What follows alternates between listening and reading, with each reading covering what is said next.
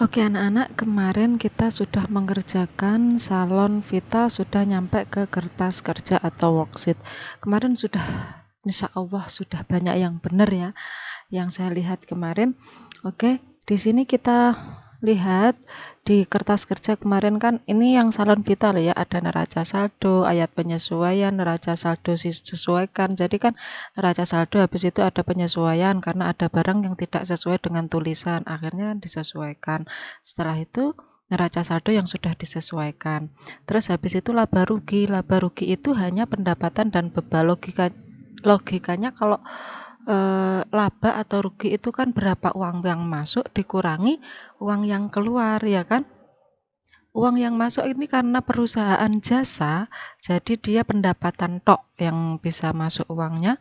Habis itu uang yang keluar itu maksudnya adalah beban-beban, seperti itu. Terus ini neraca adalah akun di luar laba rugi. Berarti yang tidak tercatat di laba rugi berarti masuk pada neraca. Oke, next. Kita lihat ke sini. Biasanya pemilik perusahaan itu meminta laporan laba rugi sendiri. Jadi kita itu laba atau rugi. Terus setelah itu neracanya sendiri, perubahan modalnya juga sendiri. Nah, sehingga kita harus membuat laporan laba rugi. Ini sama kayak yang ada di atas ini. Sebenarnya neraca laba rugi ini sudah bisa kita ketahui dari sini. Ternyata setelah kita hitung-hitung, ternyata ada selisih 1.680.000. Pendapatannya 5 juta, terus pengeluarannya 3 juta. Berarti badi apa rugi? Badi kan, atau laba, berarti tertulislah yang namanya laba 1.680.000. Cuma biasanya pemimpin perusahaan mintanya seperti ini, kurang lebih ringkas lagi gitu loh, maksudnya tidak berupa lembaran yang panjang seperti ini. Selanjutnya kita coba ke pendapatan dulu ya. Pendapatan jasa 5.450.000 sesuai yang ada di worksheet ini. Terus setelah itu beban sewa gedung 300 sesuai yang ada di worksheet. Beban-beban ini kita masukkan semua. Kita masukkan semua, totalnya 3.770. Setelah itu ada selisih, berarti 5.450 dikurangi 3.770 sama dengan 1.680. Berarti ada laba bersih 1.680.000. Jadi mintanya pemimpin perusahaan biasanya seperti itu. Jadi membacanya lebih mudah ngono.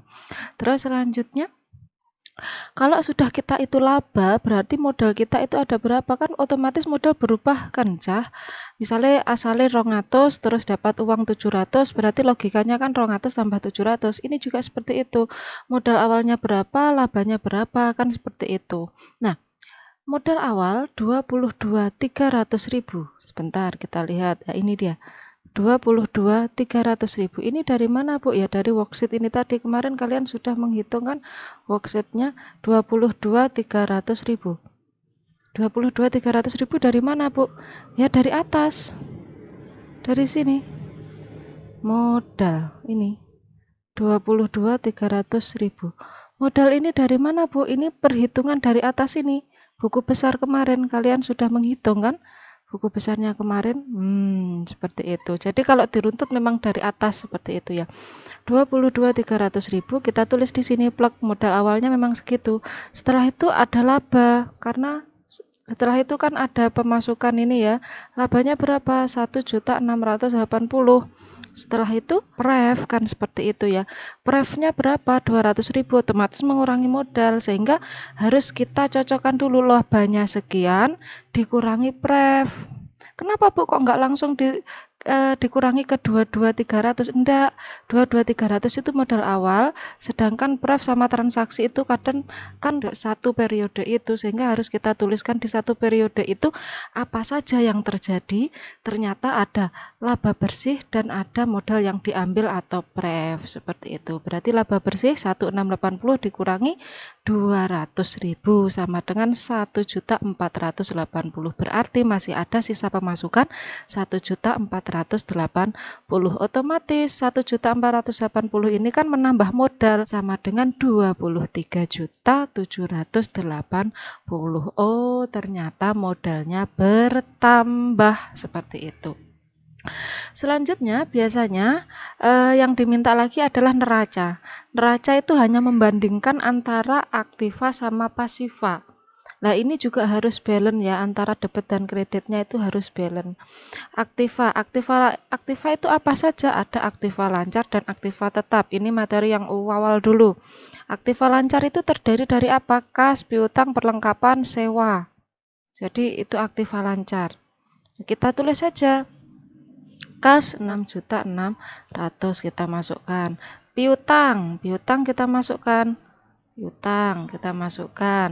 Terus perlengkapan kita masukkan. Oke, perlengkapan kita masukkan. Setelah itu sewa dibayar di muka. Kita masukkan 900.000.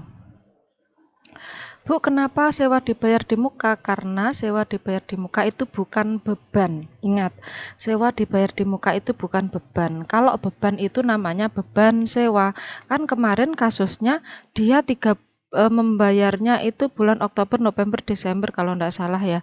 Jadi yang 3 bulan itu sudah dilakoni, yang 9 bulan belum dilakoni. Jadi yang 9 bulan ini namanya sewa dibayar di muka, karena wis dibayar tapi urung dilakoni. Berarti kan harta kita di orang lain itu kan, ya paham ya? Oke, sewa dibayar di muka kita masukkan. Setelah itu kita total. Setelah kita total ternyata totalnya adalah 14.750. Berarti aktiva lancarnya adalah 14.750. Aktiva tetapnya adalah apa saja? Peralatan pasti ya, peralatan. Bu, perlengkapan sama peralatan bedanya apa? Kalau perlengkapan itu masanya kurang dari 1 tahun, bisa bahan baku, pulpen, ATK, itu namanya perlengkapan.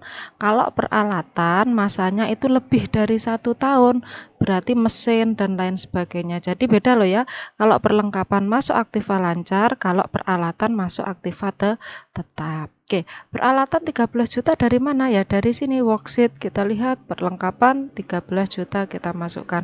Akumulasi penyusutan itu mengurangi karena peralatan itu kan tertulis 13 juta. Ternyata kan menyusut. Misalnya mesin ketika beli 13 juta, tahun depan kan nggak mungkin harganya 13 juta, pasti berkurang kan cah wong mergo digawe kan gitu ya. Otomatis akumulasi penyusutan ini mengurangi. Oke, 13 juta dikurangi 1.300.000 sama dengan 11.700.000. Oh, berarti peralatannya itu bukan 13 juta lagi, tapi tinggal 11 juta karena kan menyusut. Paham nggih? Setelah itu, uang kita ada berapa sih sebenarnya aktivanya? Berarti 14 ditambah 11 aktiva lancar karo aktiva tetap kita jumlahkan. Oh, ternyata harta kita itu adalah 26.450. Terus selanjutnya pasiva. Pasiva itu di sisi kredit. Kita juga harus sedikit paham loh ya yang pasiva. Pasiva itu apa saja? Di pasiva itu ada utang dan modal. Utang itu ada utang lancar. Kalau modal ya modal akhirnya tadi ya. Utang lancar, utangnya kita ada berapa? Kita lihat utangnya kita ada berapa di sisi kreditnya ada 2.500.000 masukin. Utang gaji ada berapa? Karena kita utang gaji juga kemarin ternyata ini 170.000. Setelah itu kita jumlah utang kita ternyata 2.670. Modal akhirnya berapa? Modal akhirnya yang ini, bukan yang ini loh ya, yang ini modal akhirnya. Kan tadi sudah kita hitung 23.780. Setelah itu kita jumlahkan utang kita berapa, modal akhirnya berapa, ternyata 26.450. Ketika sama maka balance. Ketika balance insya Allah sudah benar. Paham gak anak-anak? Nanti tugas kalian adalah ini. Di salon cinta kemarin kalian sudah mengisi. Salon cinta itu berarti nanti kalian membuat laporan laba rugi, perubahan modal sama neraca. Bisa ditulis di buku tulis, monggo ndak apa-apa ya. Setelah itu Dari sini nanti silahkan kalau sudah kalian tulis silahkan dikerjakan di Google Form karena di sana ada pertanyaan. Jadi hari ini ada 2 penilaian. Penilaian yang pertama adalah melewati kertas atau tulisan kalian itu lewat Japri. Kalau yang di Google Form berarti ya lewat link Google Form seperti itu ya. Oke, saya akhiri untuk hari ini. Wassalamualaikum warahmatullahi wabarakatuh.